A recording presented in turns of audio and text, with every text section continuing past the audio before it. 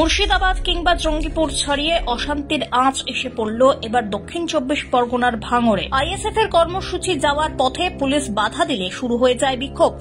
বাসন্তী হাইওয়ের উপরে রাস্তা অবরোধ করে বসে পড়ে বিক্ষোভ দেখাতে শুরু করেন আইএসএফ কর্মী সমর্থকরা। পাশাপাশি এলাকায় বিশাল পুলিশ বাহিনী অশান্তি মোকাবিলার জন্য উপস্থিত হন। আইএসএফ কর্মীদের আটকানোর জন্য আবারও বড়সড় ঝামেলার আশঙ্কা করছে প্রশাসন। শেষ পর্যন্ত প্রশাসনের আশঙ্কাই সত্যি হলো। বিক্ষোভের জেরে জ্বলল আগুন, আর সেই বিক্ষোভের আগুনে পড়ল পুলিশের ভ্যান থেকে শুরু করে একাধিক বাইক।